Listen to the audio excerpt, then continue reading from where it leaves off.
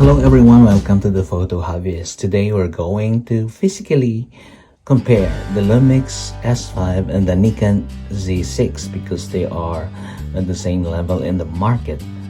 The Lumix S5 has just been released and Z6 has been here for around 2 years, and we have been using it for more than a year, and they are with their kit lenses. This is the comparison of the size.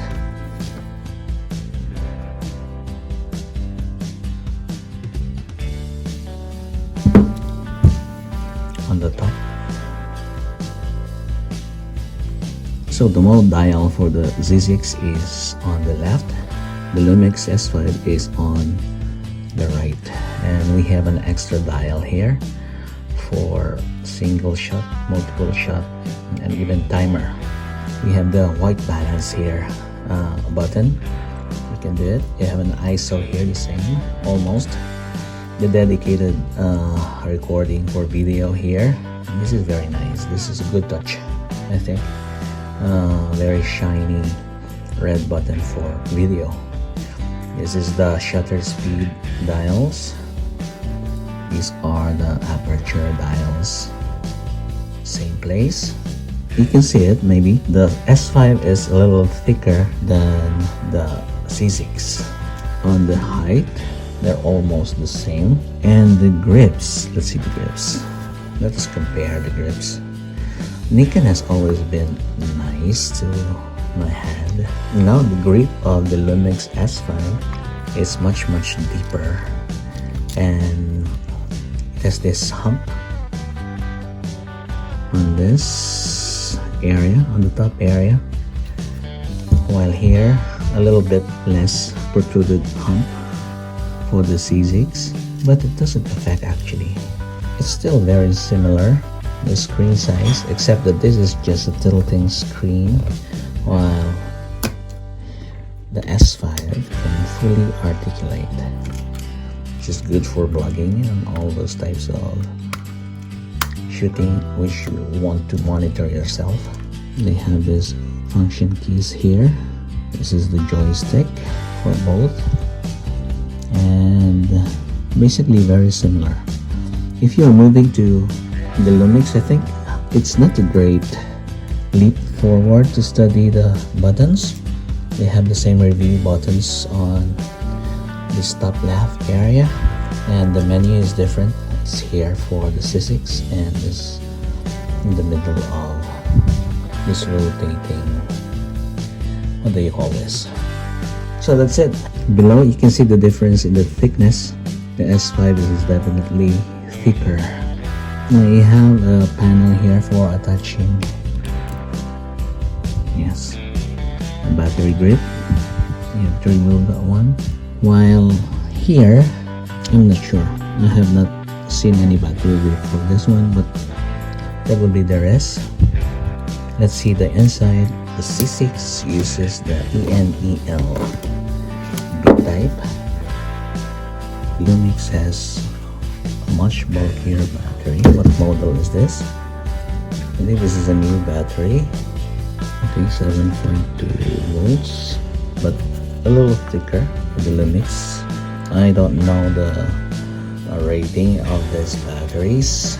Now let us go and look at the 24 megapixel sensor for each camera. That is the Nikon Z6, and this one is tricky. You have to push, and that's it. Now the mount for the Nikon seems to be larger, a little bit larger.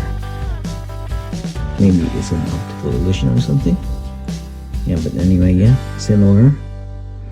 24 megapixels sensor. So the release button for Z6 is on the left, and the Lumix is on the right. So we have a function key here, 2 function keys so you can assign to your needs for the Nikon Z6.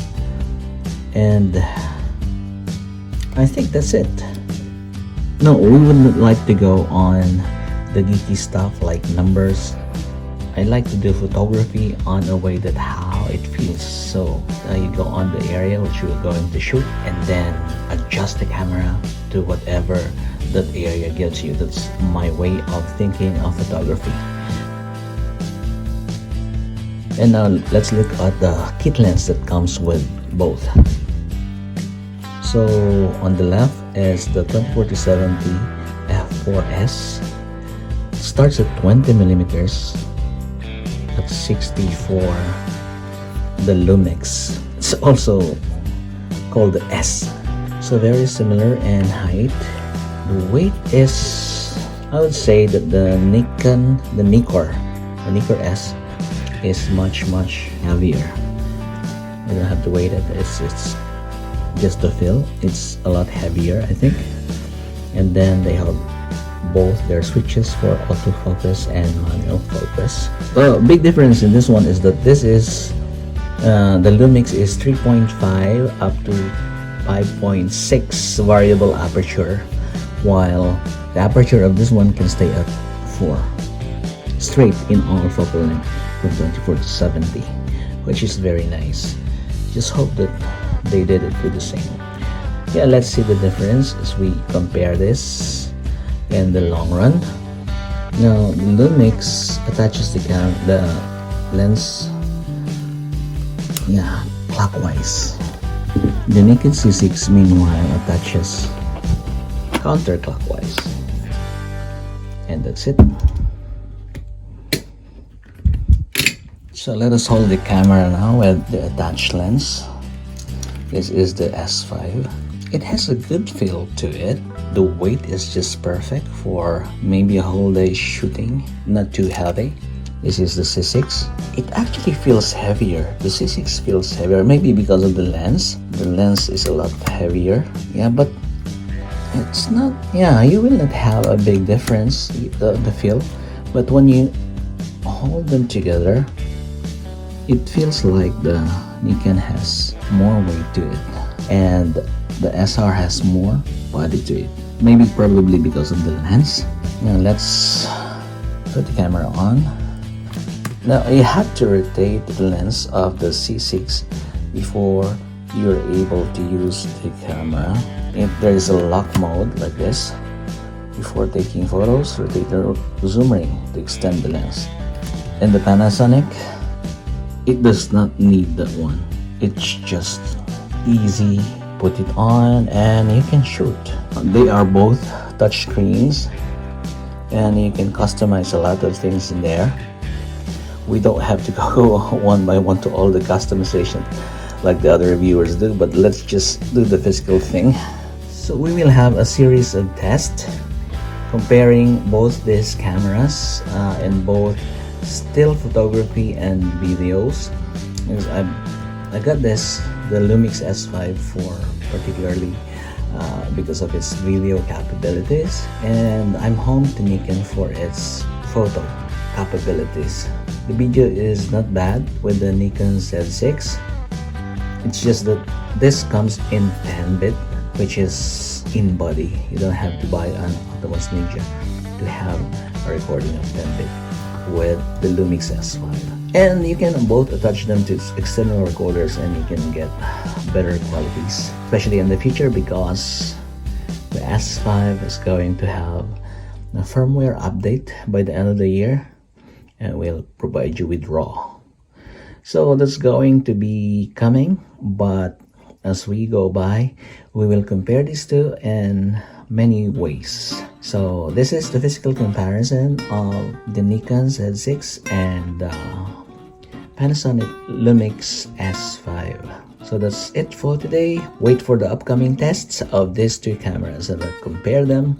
Which one is better? Actually, now the Nikon Z6 is now cheaper than the S5. So which one to get? Watch for it. Thank you for watching and hope to see you again on the next video. Goodbye.